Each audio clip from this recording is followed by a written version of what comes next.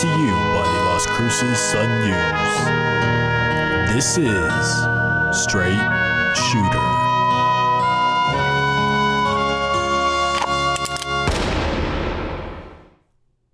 What is going on, everybody? This is Justin Martinez, aka Jay the Sports Dude. And if you are listening right now, let me just say thank you for tuning in to Straight Shooter, the podcast where I shoot from the hip and give you everything that you need to know about the New Mexico State men's basketball team. This is our Season 2 premiere, so if you're a returning listener, then welcome back. I missed you. And if you're new to the program, well, then welcome to the family. Where have you been all my life? Oh man, it feels good to be back in the saddle for yet another year of New Mexico State basketball. We have a jam-packed episode on our hands today, so sit back and relax because I got you. I'm coming to you from a place that I like to call the saloon. So bartender, what do we have on tap for today? On tap today is an update on New Mexico State's roster, bold predictions for the season, an interview with Evan Gilyard II, and a preview of the Arizona Christian game. Alrighty, thank you, bartender. Let's get into it with segment number 1, which is a roster update. The college basketball season begins this Wednesday, and New Mexico State is ready to begin its run at a 5th straight WAC title. But before that happens, we do have some injury and eligibility news to report on. The first one is that Kalen Williams will miss the first semester of this season after breaking his 5th metatarsal in his foot prior to the Aggies leaving for Phoenix. He already underwent surgery, so we're wishing him a speedy recovery. Now, this is a guy who is a Western Nebraska Community College transfer. Williams averaged 13.5 points, 3.3 rebounds, and 2.7 assists per game with the Cougars last season as only a freshman. He's someone who takes really good care of the basketball considering his age. The 6'2" guard recorded an assist-to-turnover ratio of 1.8 last season, and he was lethal in transition. He has that speed, but also that control, and that's really a rare blend, like I said, especially for someone as young as he is. Now, the good news is that Williams doesn't have to be in a rush to get back for the team. He was likely going to be competing with someone like CJ Roberts for backup minutes, and again, he's only a sophomore, so time is on his side. Look for Roberts to have a bigger role on the second unit while Williams is recovering.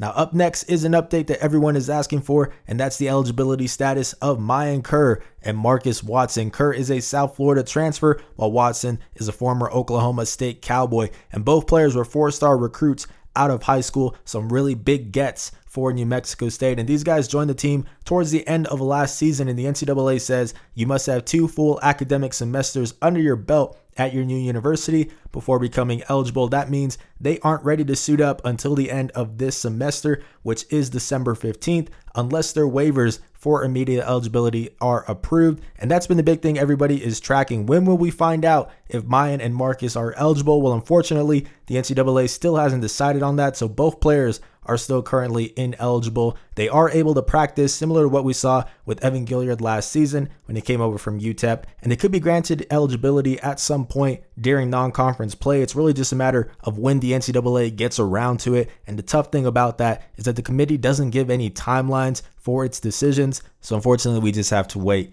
And finally, we have the latest piece of roster news, and it's that junior guard Darius Brown has parted ways with the team. The 6'4" shooting guard transferred from Clarendon College in September and was immediately eligible for this season, what was going to be a walk-on role, but the team confirmed on Monday that he has since chosen to step away. So those are all of the updates on New Mexico State's roster. Now let's get into segment number 2.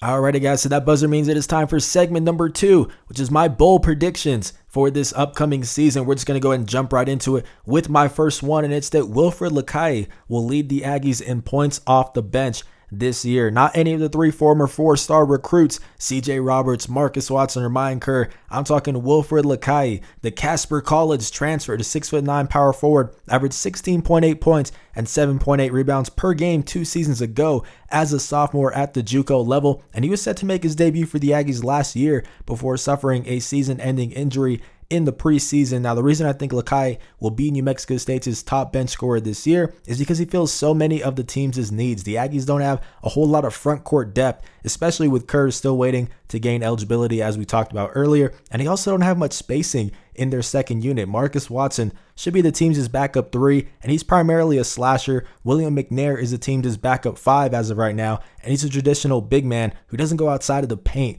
But Lakai has the range at 6'9". He shot 38.7% from deep 2 years ago at Casper College, and he's very mobile for his position. I said it before, and I don't want to push this comparison too much, but I do see shades of Pascal Siakam when I look at his film. Not so much the Siakam that we saw at New Mexico State, because at the time he was pretty much exclusively a bully ball type of player down low, someone who really leaned on his strength, but more like the Siakam that we see now with the Toronto Raptors, a mobile big man who spreads the floor and knocks down the 3-ball. Lakai definitely needs to put on some muscle and tighten his handles just a bit, but he's going to be so valuable because he causes mismatches at the 4, and he can even run some center if New Mexico State wants to go 5 out. There's just so much you can do with a player like him, and he's one of those guys on this team that I'm really excited to see because not a whole lot of people are talking about him. Everybody wants to talk about this year's incoming transfers, and for good reason. It's a great class of players, but I think Lakai is going to really turn some heads and surprise people this season. Now, my second prediction is that New Mexico State will have 4, count them, 4 all-WAC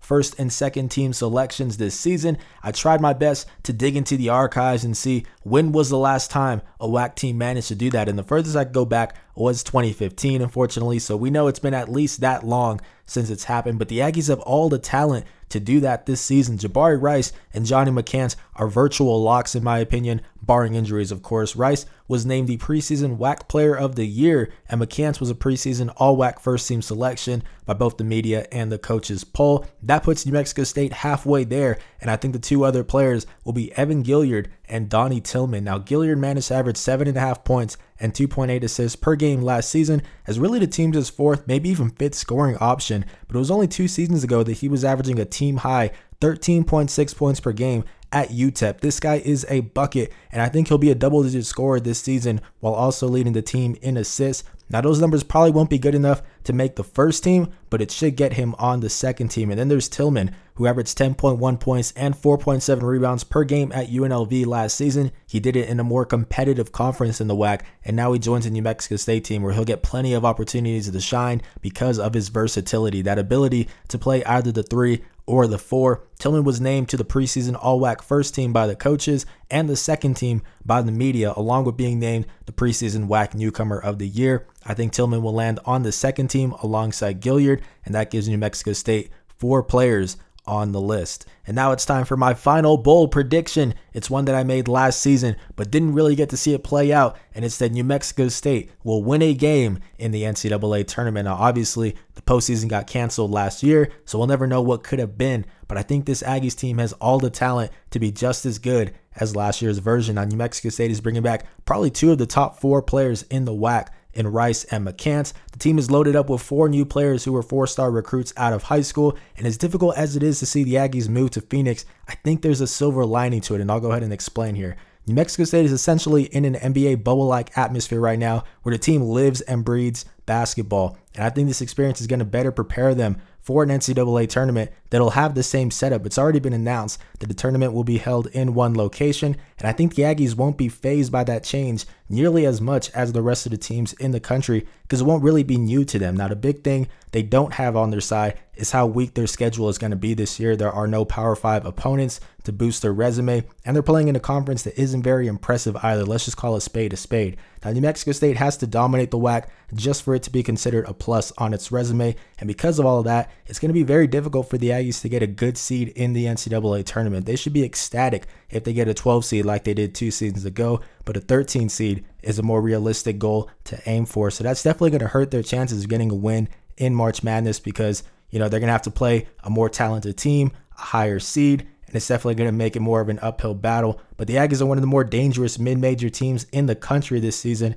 and I think they'll be a team that higher seeds want to avoid come postseason. So those are my 3 bold predictions for the year. And now it's time to move on to segment number 3, which is an interview with Evan Gilyard. I've been talking a whole lot about the team's bubble in Phoenix, and what better way to get a sense of what it's like there than to hear from someone who's living there right now. So bartender, change the channel real quick. You got it, boss.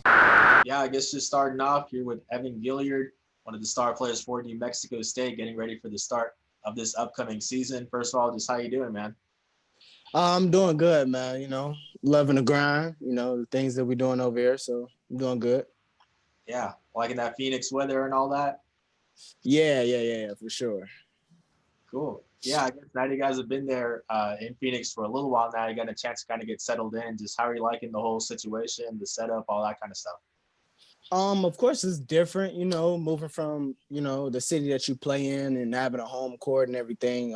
It's very different, but I mean, it's adversity, we got to fight through the adversity and fight through the challenges that's thrown our way. We had challenges last year with injuries and stuff like that at the beginning of the season.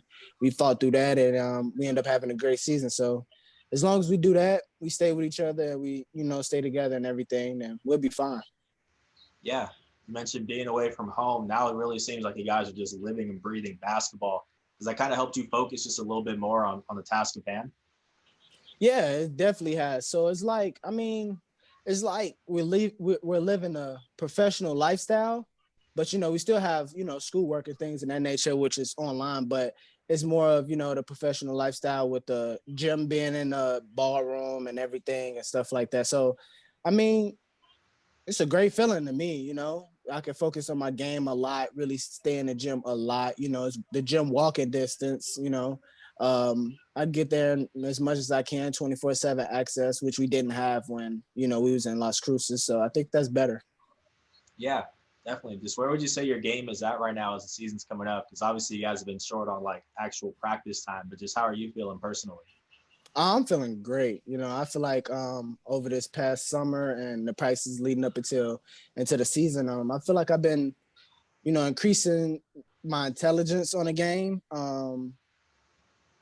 making my teammates better and scoring the ball and just being a smart decision maker, point guard, So I feel like I've elevated my game to a very high level and got a lot of confidence going into the season.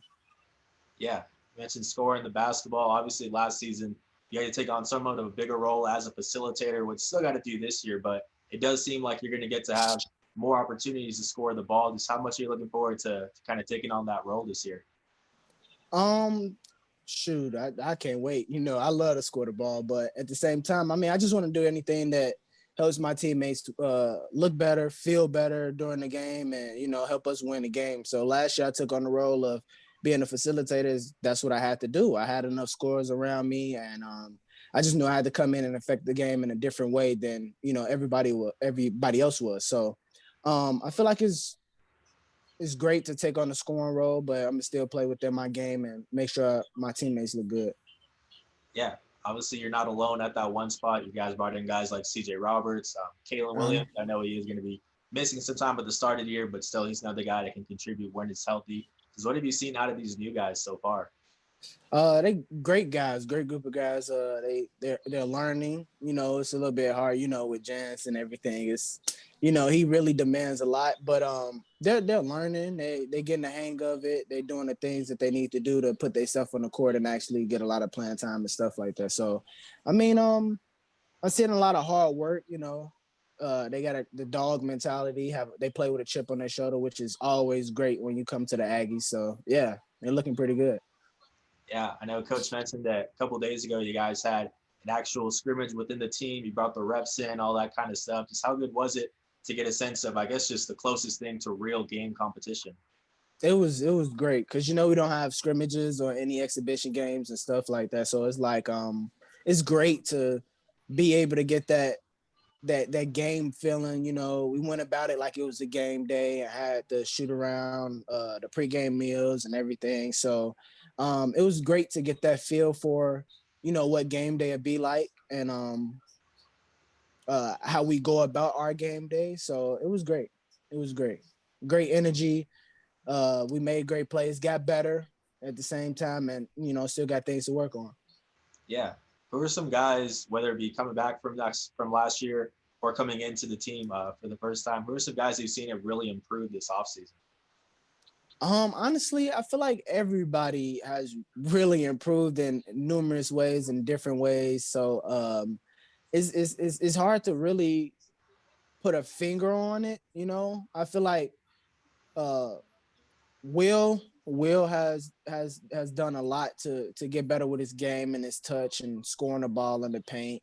Wilfred has gotten better a lot with his motor and playing hard and, things like that. Who else can I think of right now? That's all I can really think of right now. Of course, Clayton has gotten better with, shooting the ball, being a little bit more aggressive on offense. And, he does everything else with defense, rebounding the ball, offensive rebounding, and what I'm saying, just being that glue guy on the team that plays hard and makes sure we all stick together and stuff like that. So, yeah, those guys, and that's all I can really think of. Johnny is Johnny. He gonna give what he got every game, and his IQ is unbelievable when it comes to the game of basketball. So, yeah, that's pretty much, yeah. A lot of weapons for sure. Now you guys are getting ready for a game against Arizona Christian on Friday. Have you started to look at the film already? Just what have you seen out of this team so far? I mean, I've took some time individually to just, lock in on the team that we play against and stuff like that. We haven't did anything as a team yet, watching them on film, but I took the initiative individually to check them out and, see how their games are and stuff like that. They play pretty fast. They got a couple of good guards and, but yeah, I mean, that's all I've seen so far. I mean, we'll get a little bit more in detail once we start coming together as a team. Yeah, definitely. This is a team that I think they're playing tonight, but as of right now, they're 4-0 on the season and ranked, I believe, number 9 in the country at the NAIA level. Even though it is an NAIA team, just what has been the message from the staff in terms of just, I guess not letting up and just taking them as serious as any other team? Honestly, I don't think we really need a message from the staff. It's all about, the leaders that we have on our team. We make sure we stay on each other and be like, hey, like, we're not taking this game for, what I'm saying, we're not taking them light. We want to go in there and play with a chip on our shoulder and just really just blow the game away and don't give them a chance at all. I feel like we have great energy together and a great mindset together to where it's like, we don't care who we playing against. We're going in back to the wall and we just going to go full throttle and just do what we got to do to win the game. Yeah. Obviously last year's postseason didn't get to play out because it did get canceled. Just how much has that left you, I guess, just waiting even more for the start of this next year? Man, eager. It's crazy. Like, when you doing something that you love and really have a passion for, and when it gets taken away from you and stripped away from you, it hurts, But when it gets closer to where you can actually get it back and get that feeling back, you get the tingling feeling in your body. You're just ready to just, explode and just give everything that you got on the court. So I feel like it's just, it's a blessing and a curse at the same time, because we're going into the season with a different mindset, with, not to take anything for granted, not take any game for granted, not a minute for granted, second, anything. We're just going to go out and play our hardest as much as we can the whole game. It's just the whole game. Yeah. Last year's group, one of the better New Mexico State teams in recent memory. Just this year, from what you've seen out of this team, just where has the bar been set from this year? Just how dangerous can this team be this year? The bar has definitely been set higher because of the things that we did with the team last year. So we definitely have standards that we need to reach. But the bar is very high for this team. This team can be great. Our team can really make a run in NCAA tournament. It's just about how much are we going to stay together and stay, within each other, stay away from getting COVID and, playing the season out smart, and really just giving our all every time we step out on the court, because I feel like we have a lot of dog mentalities on our team, and that's what Jan's like. And that's how we've been winning and having that tough skin and having that chip on our shoulder and playing hard every game. Definitely. Now, this is for my Straight Shooter podcast, and you are a veteran of this podcast, so you probably know I like to help out by giving nickname suggestions to the guys that I'm talking to. But since you are a returner, we've already done that. So I've got something different for you here today, Evan. Our Straight Shooter superlatives. So I'm going to give you something that's going to be like most likely to blank, and you're going to tell me the player on the team who's most likely to do that thing, I guess, if that makes sense. Okay, I got you. I got a couple for you here. All right, so first one, most likely to win on the show Survivor. Who's got that Survivor mentality? If they were to be dropped in the forest, who's going to be the one lasting the longest out there? Donnie Tillman. Really? For Okay. sure. How's that? Donnie Tillman for sure. That man he's different. Just wait till y'all see him in the games. Y'all gonna be like, oh my God. Like, but watch, yeah. Okay. For sure, Donnie. Got you. Next one is most likely to be a TikTok star. Who's got the dancing moves to go viral on TikTok? Clayton. Really? Okay. Clayton. Got Clayton you. is a dancing fiend. Clayton for sure. Nice. For sure. And then the last one, speaking of music, most likely to listen to country music before the game to get hyped up. Who's the Jimmy Butler of the group, listening to that Jason Aldean and all that stuff? The Jimmy Butler of the group. Ooh, this is gonna be a tough one. Let's see.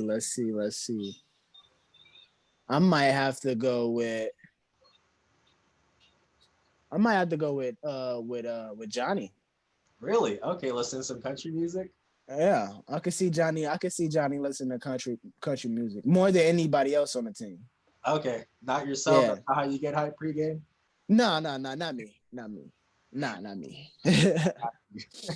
Well, Evan, I think that's all that I have, man. I really appreciate you taking time to talk to me. Best of luck this For season sure. against Arizona Christian on Friday, man. Appreciate it, man. All right, thank you. Alrighty, guys, so that was Evan Gilyard II. Shout out to him, as always, for joining the show. He is a straight shooter veteran, and I really appreciate him joining us today to talk about the team's bubble situation, the upcoming season, and the Arizona Christian game. But obviously, the most important bit of information from all of that, guys, are those superlatives. Now we know Donnie Tillman is a different breed, Clayton Henry is a dancing fiend, and Johnny McCants likes him some Jason Aldean, apparently. Make sure to tune in next week for more superlatives, but for now, we're moving on to segment number 4, folks. Alrighty, folks, that buzzer means it's time to do something I've been waiting on for months now, and that's to preview an actual upcoming game for the Aggies. New Mexico State kicks off its season with a road game against Arizona Christian this Friday at the NAIA Teams' Event Center in Glendale, Arizona. Tip-off time is set for 4 p.m. Now let's take a look at this team, because I got to say, they are pretty dangerous. The Firestorm are actually 5-0 this season, and they're ranked 9th in the country at the NAIA level. Now, leading the backcourt is Deron Kyle, a 6'4" senior who's averaging 21.4 points per game. That's a team high, and he's shooting 44.2% from the floor. Now, this is a guy who can score either off the dribble or in a catch and shoot situation. He does most of his damage on the perimeter. Kyle is shooting 35.7% from distance so far this season. Meanwhile, the team's front court is anchored by Robbie Wilson. The 6'9" senior is averaging 19.8 points and a team-high 11 rebounds per contest, and he consistently provides second opportunities for the Firestorm. The veteran big man is averaging an incredible 5.2 offensive rebounds per contest. That's right, folks, just him.